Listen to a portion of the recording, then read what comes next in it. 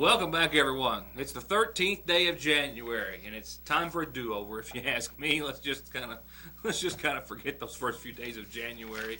Might be the best thing for us all. We're so glad to have you with us. Hope your weekend went well. Hope you don't mind a little more wintry weather. You know, it's hard to complain about the rain and weather that you usually just didn't care that much for after we had to live through that cold air that we so hated. Nevertheless, winter does make a comeback in the forecast with the tune of some snowfall. No major accumulations, but just as classes were back in, especially for McGoffin County students who had a 23-day vacation. We're talking about a little wintry blast as a quick-moving cold front sweeps its way through eastern Kentucky tomorrow night and into your Wednesday. And let's just see the latest update. As the colder air moves in, along with some precipitation, in addition to the rain that we've seen today, it may all combine and collide right at the moment to give us some snowfall. And like I said, no big accumulations expected, but for early morning commutes, it doesn't take a whole lot to make a wintry mess and, of course, cause some cancellations. I'll have more on that, probably inch or less for most everyone in just a few moments, and how this cold front will knock temperatures down tomorrow with a daytime high expected of, well, not tomorrow so much, 50, but the next day thereafter. I'm getting a little bit ahead of myself, but after that, we're talking about going from 50 and sunny tomorrow to that last report right around the freezing mark on your Wednesday, and then we'll stick close to that neighborhood for several days thereafter. On tonight's program, we'll go back and take a look at the performance that earned the McGoffin County High School dance team a trip to state, and maybe as important as that in the grand scheme of things, a special invitation on the collegiate level thereafter. We're from their coach, and I'll let you see the performance. We'll talk with McGoffin County Health Department about more than just a reminder, but some real words of encouragement, how you can get in and be a part of some possibly life-changing events and plans being made here in McGoffin County. A meth lab that's been busted by area authorities. We'll check in with high school basketball scores and more, all in what's left of the next half hour. First off, we check in with the Johnson County Sheriff's Department, who says that a home visit led to not one, but actually 3 meth-related arrests over the course of the weekend. It actually goes back to this past Friday when Johnson County Sheriff Dwayne Price tells me that Deputy David Pridemore was asked to assist the Kentucky Department of Probation and Parole in conducting a home visit, and then officers went to a residence of a Michael D. Castle. He's identified as a 41-year-old man of Cottle Branch in Sitka, and while conducting that home visit, officers discovered what appeared to be more than just the finished product of methamphetamine inside. And these pictures from the sheriff's office certainly illustrate just that fact. Methamphetamine, small baggies, scales, smoking pipes, various meth precursors, and a small amount of cash. They also discovered 2 first-stage meth labs in the home. Castle, who was on probation for manufacturing methamphetamine, was taken into custody and charged with manufacturing meth, possession of meth, trafficking in meth, possession of meth precursors, and possession of drug paraphernalia. And this is him, 41-year-old Michael D. Castle of Cottle Branch in Sitka, Kentucky. But also arrested at the scene were 2 other individuals, 38-year-old Gary B. Branham of Salyersville for possession of meth and meth precursors and drug paraphernalia, and 29-year-old Jana N. Blanton of Swamp Branch for possession of a controlled substance, possession of drug paraphernalia, and possession of marijuana. And all 3 were lodged in the Big Sandy Jail. The Sheriff's Department says the case remains under investigation by Deputy David Pridemore. Sheriff Price also wants to ask anyone with any knowledge of any drug activity, any illegal activity at all, to be sure and call the Sheriff's Department at 789-3411. And as always, any callers can remain anonymous. And also from the Johnson County Sheriff's Department, Sheriff Price says they were closely watching the Johnson County Fiscal Court session. It was due to begin at 4:30 this afternoon. We'll have an update for you on tomorrow's program. But up for consideration of the Johnson County Fiscal Court was the budget of the Johnson County Sheriff's Department. Price says that his department saw cuts from the Fiscal Court, which came in at around $125,000 last year, and that once again the Fiscal Court is proposing the same cuts for the next fiscal year. The Johnson County Sheriff's Department, as I understand, was going into the meeting with 3 budgets in hand. One, going along with the Fiscal Court's proposed cuts again. One, a compromise where they would meet in the middle, and another which would take the funds back to the way they were for several years leading up through the first 3 years of Price's term. Those $125,000 in cuts for the Sheriff's Department through the Fiscal Court also go along with about $80,000 in cuts through the city in regards to tax collection last year. We'll find out how the vote goes on tomorrow's program. We'll find out about local headlines after this. Faster, friendlier, family-owned Parkway Pharmacy, open 8:30 till 6:30 Monday through Friday in the new McGoffin Medical Plaza under the care of local pharmacist Jesse Rudd. To make Parkway Pharmacy your pharmacy, come by or give us a call at 349-4400.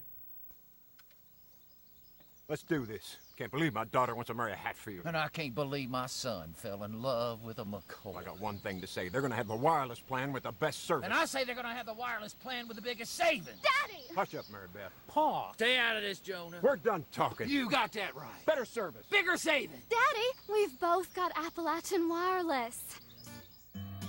Better service. Bigger savings. That's today's Appalachian Wireless. The 2014 Terexes are in with a newly redesigned 800cc power plant and a new 2-seat configuration. And the XP1000 is on the ground, 107 horsepower and a world-class suspension, plus Polaris financing as low as 2.99%, 5.99 for up to 72 months. But it's only good till the end of the year at Connolly's, Kawasaki, and Polaris of Paintsville. I'm Don McFarland. I'm an attorney in Salyersville, Kentucky. I'm here to serve you and meet your legal needs. If your family or loved ones get in trouble, or if trouble comes to your door, then it's always good to have a friendly face that you can call on. So please, give me a call. I've been here my entire life. I was born here. I was raised here. I grew up here. I have a family here. I've been practicing law here in Salyersville since 1994.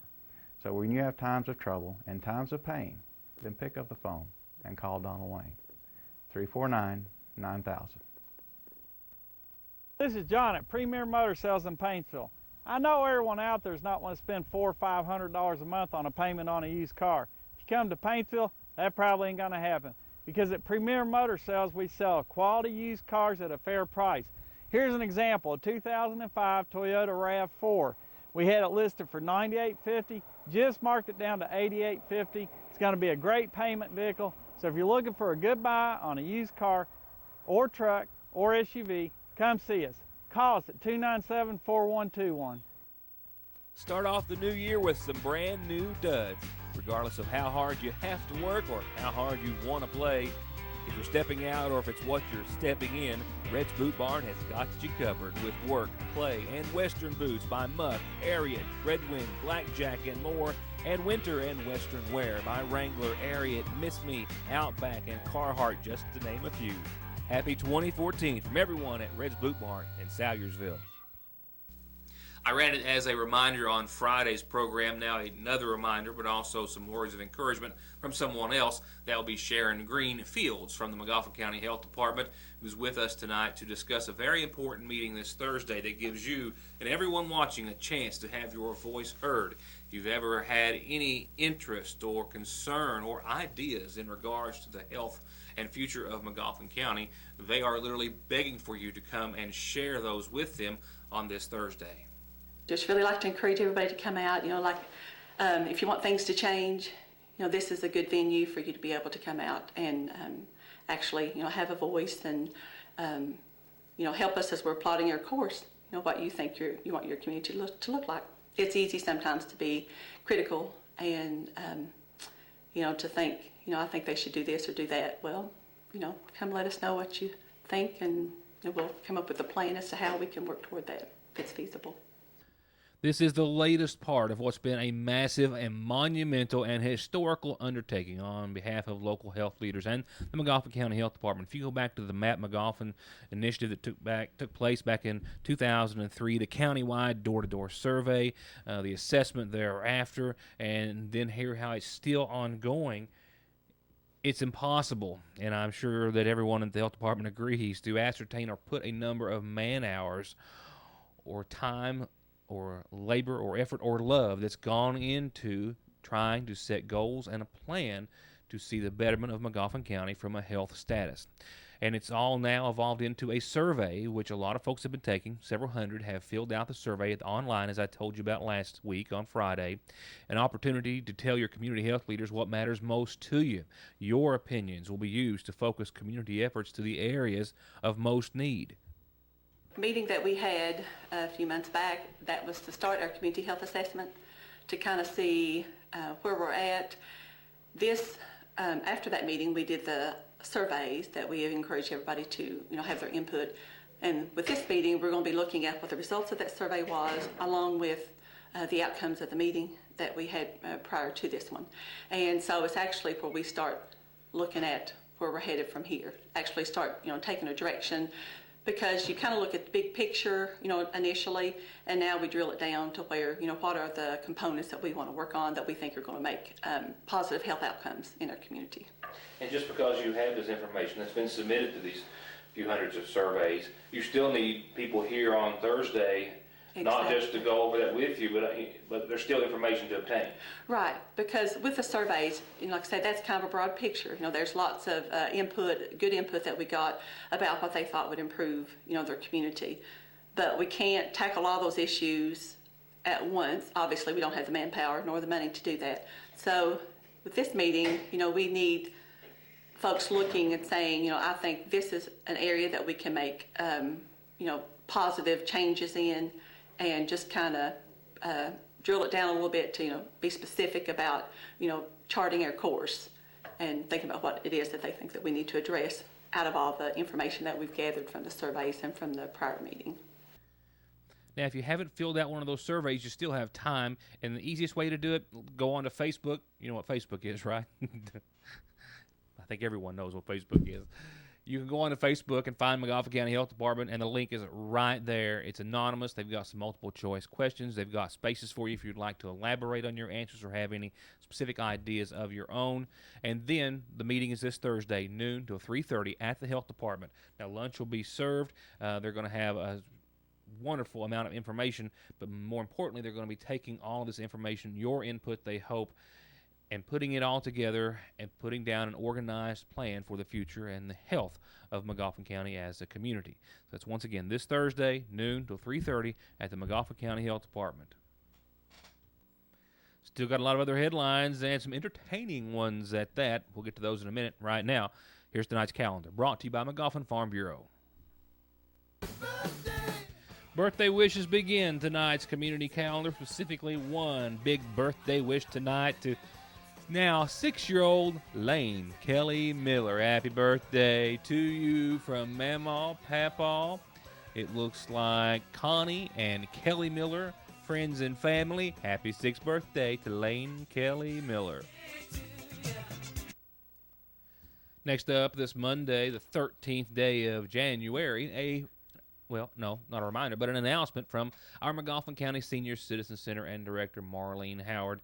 An announcement that this Thursday is Commodity Day for our McGoffin County Senior Citizen Center on the active list, that is. Pickup time is 12:30 till 2:30 this Thursday. And due to some budget cuts, I'm sure no one's really excited about this, but due to budget cuts and loss of funding, the number of boxes to be given out has been reduced by 12. So those members who were receiving 2 boxes per household will now only be able to pick up 1 box. But just to let you know, the Commodity Day still will be this Thursday, 12:30 to 2:30 at the McGoffin County Senior Citizen Center down at our Lloyd M. Hall Community Center in Salyersville. If you have any questions, 349-5152. 12:30 to 2:30, folks, this Thursday. And Revival is forthcoming at the New Life Worship Center Thursday, Friday, and Saturday night of this week. And it's going to be 7 o'clock nightly. Shannon Truelove, a pastor from the Full Gospel Assembly of Hartford, Michigan, is going to be ministering Thursday night. James Rudd Friday night, and Saturday, Pastor William and Lisa Perkins. So everyone, please come and join them. This is your invitation to bring yourself, your friends, your family, and be blessed. If you have any questions, you can call them at 349-3055. Don't forget, you still got time, but it'll be over with before you know it. If you've got any old, unused eyeglasses, and if you're sitting there saying, oh, gosh, I forgot to do that, well, drop them off at the Senior Citizen Center in McGoffin County. Leola Cole is going to collect them and see that they make their way to some folks who certainly need them. Strawberry and grafting rootstock orders are still available through the McGoffin County Extension Office. You've got to roughly the end of the month to get those in, 349-3216, if you'd like to call and place your order over the phone. And call me or send me a fax or a letter or an email or holler at me on Facebook or just drop it off here at the newsroom anytime you've got an announcement just like these. all surefire ways to get them on and let everyone know what you've got planned, or if that special someone is celebrating a birthday or anniversary. Further announcements begin with tonight's funeral services, all a service on behalf of our friends at the McGoffin County Funeral Home. Listings tonight begin with those to be held in honor, services to be held in honor, that is, of 81-year-old Raymond Edward Johnson of Dotson Branch, who passed away on January the 9th. He was married to Carol Johnson, who preceded him in death. He's survived by a son, Raymond Edward Johnson II, and daughters Betty Jo Cole and Bobby Jean Morgan. Visitation will continue this evening and any time prior to services. They'll start in his honor tomorrow morning at 11 at the Church of God's Grace. Burial will follow at the James Gibson Cemetery at Gun Creek. 58-year-old Jerry Lee Combs of Coon Creek Road passed away on January the 11th, Saturday over the weekend, the son of Anna Mae Combs Stevens and the late C.J. Combs. And besides his mother, he's survived by his wife, Peggy Lynn Salyers Combs, sons Jerry Michael and James Christopher, and a daughter, Jillian Lee Combs Williams. Visitation is this evening. It will be all day tomorrow and until services begin Wednesday at 1.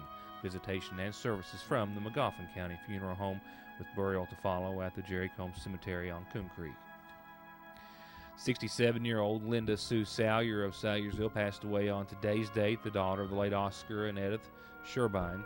She's survived by her husband, Danny Neal Salyer, and sons Keith Lynn Carr and stepson Michael Keith Salyer, also daughter Catherine Lynn Carr Snyder, and a stepdaughter Ashley Michelle Salyer. Visitation will start at 8 o'clock Saturday morning, and until services, they'll start at 2 o'clock on the same day from the McGoffin County Funeral Home Chapel, with burial to follow at the Bruce Arnett Cemetery that will be at Lakeville in McGoffin County. And our last announcement this evening comes in loving memory, forever loved and missed, on what would have been her birthday, Saturday the 11th of January. Fannie Ferris, loved and missed by family and friends.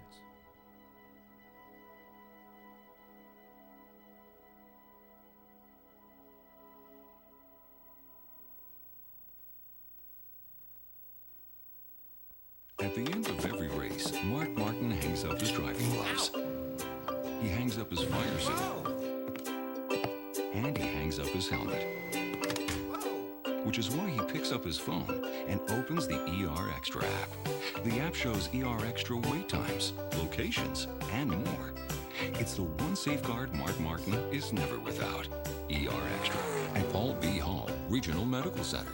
Extra fast, extra easy, extra great. Game time means wing time at Lee's, and that means it's time for you to try our new buffalo wings. I can't tell you our secret, but I can tell you they're marinated and then rolled in our famous, albeit a little spicy, crispy chicken batter and served up with any of our 7 delectable sauces. So get your hands on a meal or a box today at your Salyersville Lee's famous recipe, where no one does chicken like we do chicken. From time and money-saving services like their overdraft protection, telephone and online banking services, to finding the right home, college, or car loan, to personalized checking and savings accounts designed around your exact needs, Salyersville National Bank is still your best choice and the same locally owned and operated bank that's been looking out for your family's financial health since 1902. Salyersville National, restoring the piggy bank population one savings at a time.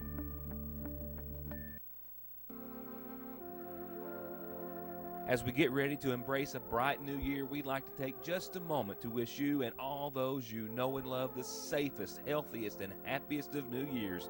From your home away from home for short-term rehabilitation or long-term nursing care needs, all with a standard of excellence and a tradition of caring. Happy New Year from Salyersville Nursing and Rehabilitation.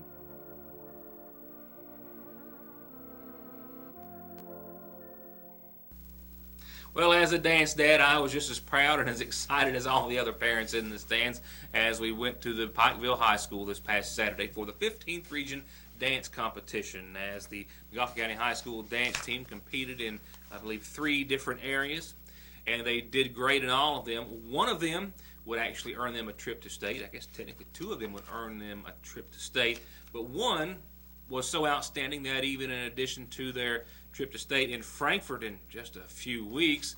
Well, they got a special invitation to join someone on the collegiate level from another team in the stands.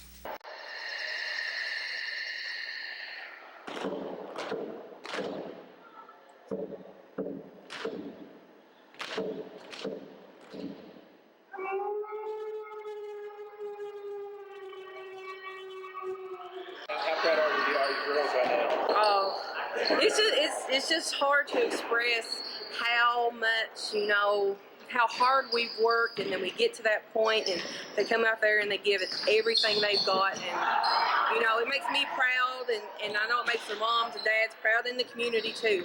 Yeah, we're going to state, yes. We're going to state on February 22nd at Frankfurt Convention Center.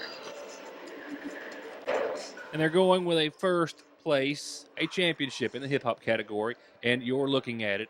It's much more than a dance. There's a whole lot of talent, a whole lot of artistic flair all rolled into it, and it was a crowd favorite. So much, in fact, that one of the exhibition teams, the University of Pikeville Dancers, extended them a special invitation when it was all over.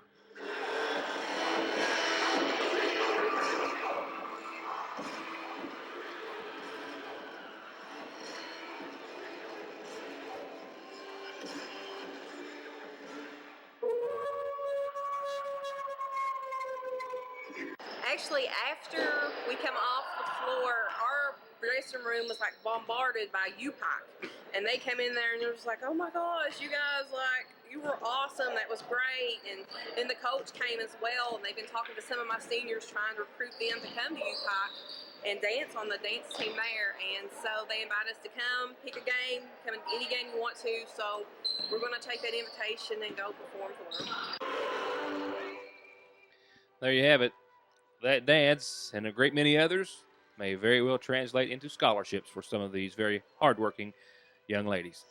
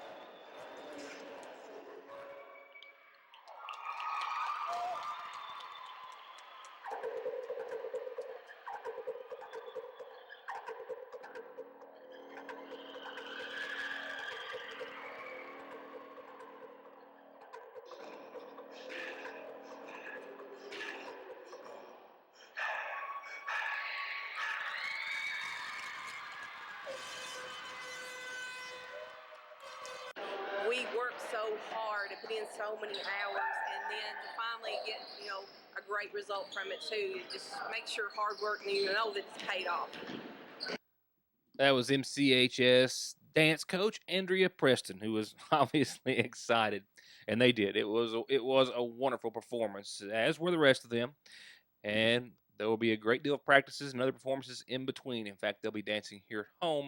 I believe it is Thursday night, if I am not mistaken, getting a couple of days to rest and recuperate. I think the next home game after tonight for McGoffin County is Thursday night. And there's my segue into our brief update on your McGoffin County Hornets. Actually, I'm running out of time to do all of our area teams, so real quickly, no update to the boys team for McGoffin County. They've been off on a bit of a hiatus and just a scheduling break from January the 3rd all the way through tomorrow, but that's when they'll be on the road at South Floyd tomorrow, and then they're back at a home game for the 16th, and that indeed is Thursday night, and that's when the McGoffin County High School dance team will be performing. You can check them out there. And trust me, the audio is much better in person. It all sounds and it looks better. As great as it looked on TV, it's much better in person even. And the Lady Hornets, though, I'll have highlights for you tomorrow. I am so excited. They've got tip-off set for 7:30 tonight, taking on South Floyd. That is here at, Sheldon Clark, my apologies. Sheldon Clark here tonight, 7:30. You've got time to venture up if you're catching the early show. And if not, we'll have highlights for you tomorrow. The Lady Hornets still sitting atop the 15th region in girls basketball at 11-4 on the season. Next closest is Valley at 9-5. So the Lady Hornets doing quite well in their Their game tonight comes after a win on the 11th. That's Saturday night, a big win, 67-16, as you see there, over Prestonburg, that put them at that 11-4 mark. Now time to wrap it up real quick with a Licking Valley RECC forecast that, well, it's not great. It's been a rainy day, but we did have 55 degrees under all that precipitation.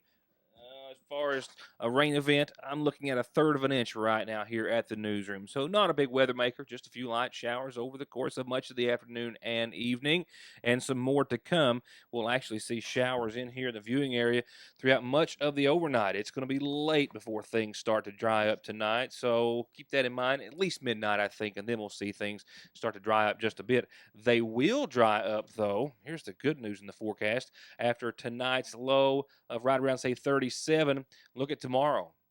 50 degrees and mostly sunny. Tuesday is a keeper. The kids are gone to school. I hope you enjoy it. Mostly sunny. It's short-lived, though. We got a real quick-moving cold front that's going to come in here, and it's going to start late tonight, changing things up. So keep that in mind, certainly. But keep in mind, last Tuesday's forecast was a high of 12 and a low of -2. So, certainly great by comparison, but a quick-moving cold front is going to slide into eastern Kentucky tomorrow night. Rain early and a quick change over to some snow. We'll talk more about that. We're still, I think, in the inch or less category where we should stay, but given the timing of it, the changeover that could happen, could be right around your morning commute. Kids, even though they've been off for 23 days in McGoffin County, could be in for the possibility of a snow day, maybe even a delay, but it's just still too early to tell. But nevertheless, we're going to see some cold air move in after tomorrow, and it's going to move in right on the back end of some precipitation, another round. We'll see temperatures around 32 on your Wednesday and a chance of some rain and snow through the early afternoon. Then it's a sunny and 40-degree day on Wednesday of next week, that is, or this week. And we'll stay on the cooler side of things from there on after. Well, that's my time. Short as always, on time, never on news. We've got Lady Hornet highlights and a whole lot of other stories that you'll only see with me tomorrow night for more Your News Today. Thank you all for watching.